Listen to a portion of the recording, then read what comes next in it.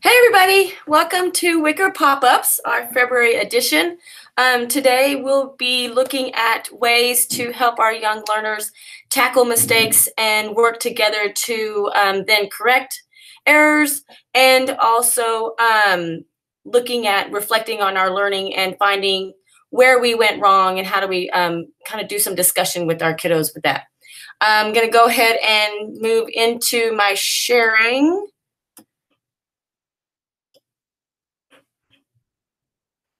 Okay.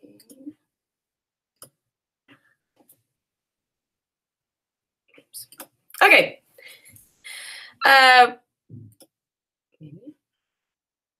All right, here we go. Okay, welcome. And as you know, we are, here's our AE team. My name is Laura Valdez, and I'm the Avid Elementary Coordinator. And in the room, we have Carolyn Lee. She will be monitoring our chat room. So if you're here, please let us know. And we'll be sure to give you a free or purchase an app for you if you interact with us and let us know, have any questions we can answer. And then if you can kind of, like I said, let us know that you're here, and we'll be able to do that for you guys. And also we have Ivan K-2, who is our Avid Administrator for the district. So a couple of quotes to kind of think about. Mistakes are proof that you are trying. And then the only real mistakes are the ones from which we learn nothing. So again, what we want to do today is talk to our kiddos about how to look at mistakes and then learn from those mistakes. And then how do we go back and then learn from those mistakes in order to correct and move forward and learn the concept or learn the strategy that we're teaching. So in today's Hangout, we'll be doing a little bit of reflecting, again, critically thinking about my mistakes and then asking questions of myself and of my peers. Of course, at our level, in the K-2 level, we'll probably be doing more modeling of this than of our kids actually doing it at the onset. What we really want to do is scaffold that, and then eventually, yes, we'll move them into them taking over the questioning, asking themselves. And then, but for now, what we want to do is model that. And then strategizing with my peers, learning with and from my peers. Again, modeling this at first and then scaffolding it and letting it go and releasing it to the kids. And then organizing our thoughts and new information in a graphic organizer. So we have a couple of graphic organizers that we'll use today for that piece and when we start to analyze our problems. Your handouts today, the tiny URL was in the description. So if you want to follow along and use the handouts, those handouts are in a Google folder that is in that link. We have some questions for Socratic dialogue. There's some that are content driven and then some others that are kind of just analyzing problems, analyzing our errors.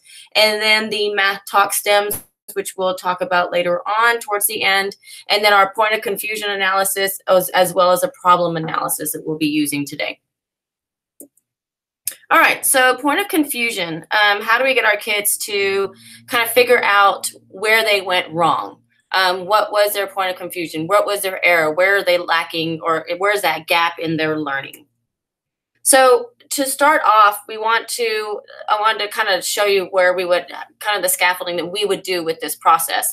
We want to do it whole group where, again, we're modeling, we're showing them, we're asking the questions. We might be sharing the pen with them on some of the parts of the analysis, but again, starting that whole group with modeling and then moving it into a small group. So I might pull a small group of kids that I know and kind of group them in a way where I know where I can kind of scaffold my questioning. Am I asking to where I might have to ask a lot of questions of some groups, but then I might have other groups where I can just ask a couple of questions and they can move on in the analysis. And then moving into maybe doing it in pairs and then doing it into groups and having maybe one leader facilitate the groups. So what we're going to need for this is a graded assessment or an assignment. So problems that were wrong, some errors in them. And then we're going to have a problem analysis graphic organizer, a point of confusion graphic organizer, and then some questions for discussion. So on the screen, you see point of confusion analysis, and I kind of started filling it out. And as I talk through the next couple of pieces, then you'll get to see where you'll fill in with your kiddos. So the first one I took from a spelling lesson, and it was to sort and write words that use the hard C for cat, soft C for centipede, and then hard G for goat, and then the soft G for giraffe. Oh, excuse the error right there. And then what do we know about this problem, about this kind of activity, is that the sounds are different, but letters might be the same. And so some questions for discussion. So on the screen right now are some content area questions for discussion. But for this one, we're going to go ahead and use the generic, it's more of a generic, more of a just an analysis driven questions. And as you can see, I have some where I did my writing of the, okay, sorry about that. Let's go back into this.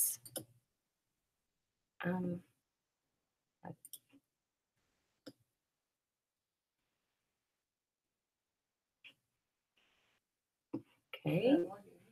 Oh, did the wrong one, sorry. Okay, I think it might have tried to log me out. Okay, we are back. So there's my example of what I did so far, my work. So I put the work inside the steps I've taken so far.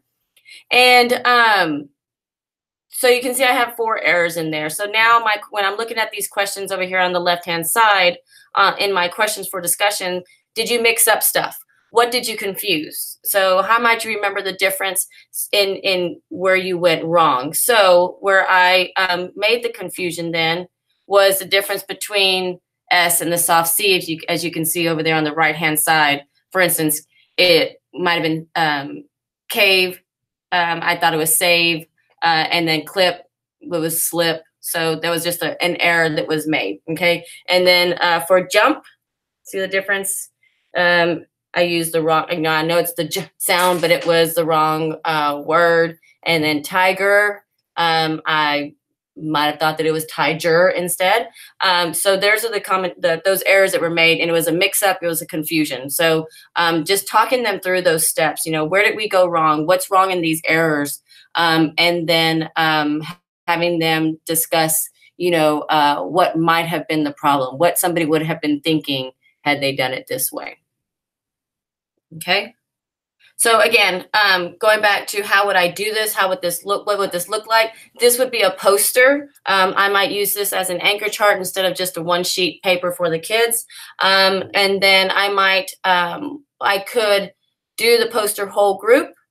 Again, putting poster up, putting some error, just you create some errors, and then you would do this. But then also, again, I would take, after maybe doing a spelling test or after doing some activities that you have some errors in, pull those up, put those up on the chart, and then do that, or do it under the under your doc cam so that the kids can see, and you can model what it is that they're supposed to be doing with this analysis, but then at the same time also modeling that think aloud. Where did I mix up?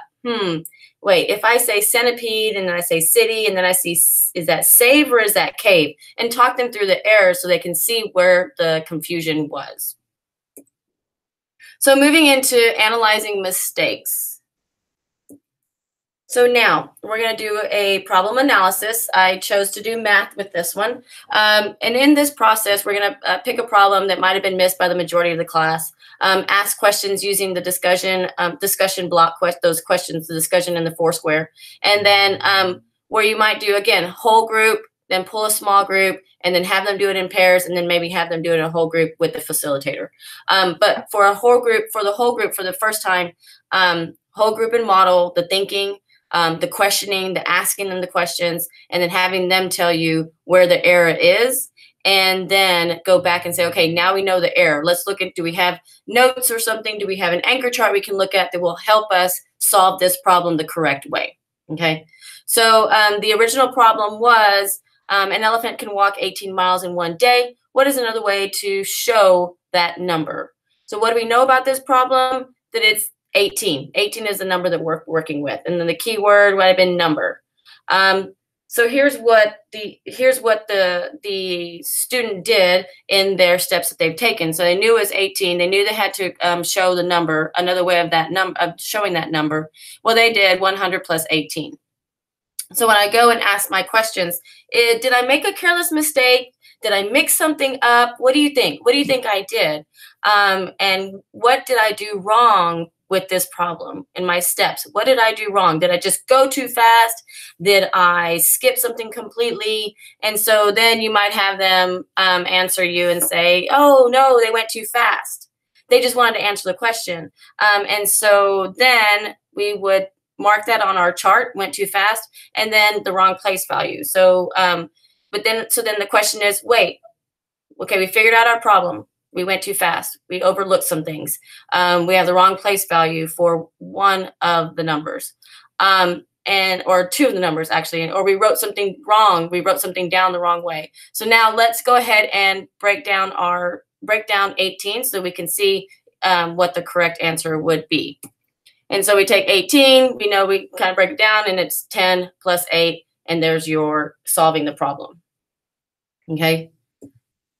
So now, when we're ready to release this to the kids to do in collaborative structure, we're going to do musical chairs, a modified version of musical chairs. And what I would do is I would have posters or small charts with problems already with the errors on them, okay? And so that would look like, let me check something. Oh, no. Okay, so this is what we're going to do. We're going to have posters up on the walls, and they're going to have problems on there that have the errors on them already. So, or have them worked out. Like, for instance, I might take take my students' work and pick out maybe 5 problems that were wrong and show those problems up there on the poster paper without their names on them, of course. And so I would have what the kids are going to do is when the music starts, they will walk around the room, and you might tell them, okay, I want 2 or 3 at each poster, okay, a triad at each poster.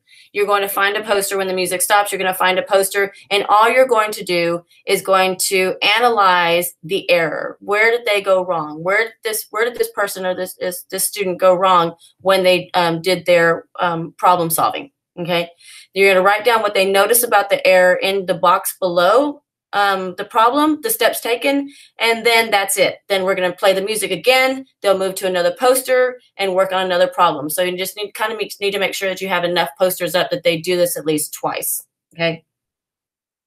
All right. So then they move to, here's an example for one of the posters. The problem was Leah had 7 teddy bears on a shelf and 3 fell off. How many are left? So that top part would have already been filled in. So, what do we know about the problem? 7 teddy bears, 3 teddy bears. Keywords, how many?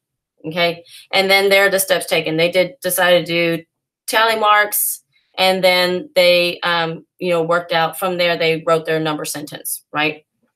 So what do they notice about? So then they start asking the questions of, what do they notice about the error, about the problem, the mistakes in the problem. So then this is what they would write down on the bottom. Well, the question was, how many are left? It wasn't just how many, it was how many are left. And then and also analyzing that error, they would show that she added instead of subtracting. So it says 3 teddy bears fell off. Okay, and that would be it. Then I play the music again, go to a different problem, and do the same thing. What do you notice about the error? So we're working on marking what the error was in the problem solving. Okay. Then we would take a look, and then after doing musical chairs, we would take a look at the posters, and I would walk around and review the different posters and talk about what everybody wrote down and kind of do we agree, disagree on what the errors were. Okay. Then we're going to move into, now we're going to solve the problems. Now we're going to help our friends solve the problems. So then we're going to do a team huddle. So music plays, you say okay, huddle 3. So then 3 people would go to a poster that has the error analysis already on there. And they're going to work with their notes, with any anchor charts, they're going to discuss the error and then solve the problem, okay? So then, using our math talk stems, I noticed that she added instead of subtracting. My answer would be a subtraction problem instead of an addition problem. And then somebody, well, I agree because yes, the question says how many are left, right? And so then they would go through and discuss the errors and then solve the problem correctly. So it should have been a subtraction problem. So then the answer to the question would have been 7 minus 3 equals 4. Okay. Then we do team huddle again, find a different set of partners, and let's go solve another problem on a poster. Okay. So I would do 2 rounds of this. Again, 2 rounds of this for them to practice it. And then we review as a class the corrections on the bottom of the chart paper or poster paper. Okay. So again, going back and solving the problems and then reviewing and adding those back into our notebooks, or taking pictures and then you give them those pictures and they put them in their notebook so they can see that how we went through that problem analysis, and they have that in their notes to review.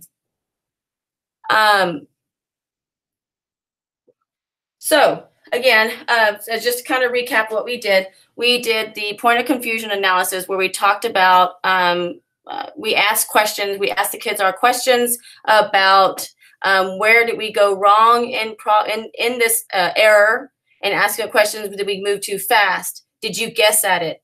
Did you stop too early? Did you make a careless mistake? Did you mix stuff up? So remember in that vocabulary, in the spelling one, there was a confusion between the sound and the letter, using the S with the soft C, and making the error in the spelling. And then for our math problem, it was that they went too fast and they had the wrong breakdown of the problem and the place value was wrong. And then we moved into problem analysis. So now that we have our problems with errors, what do we notice about those errors?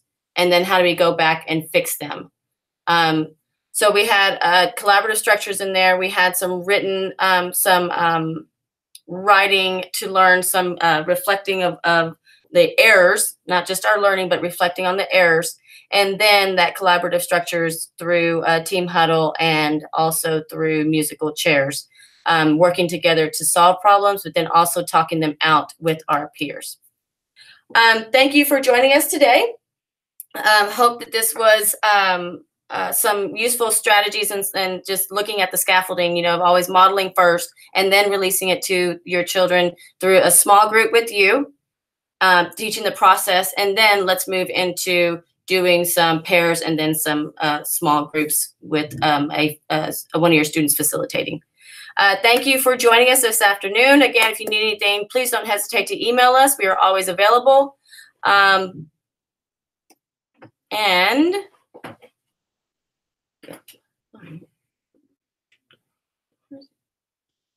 there you go.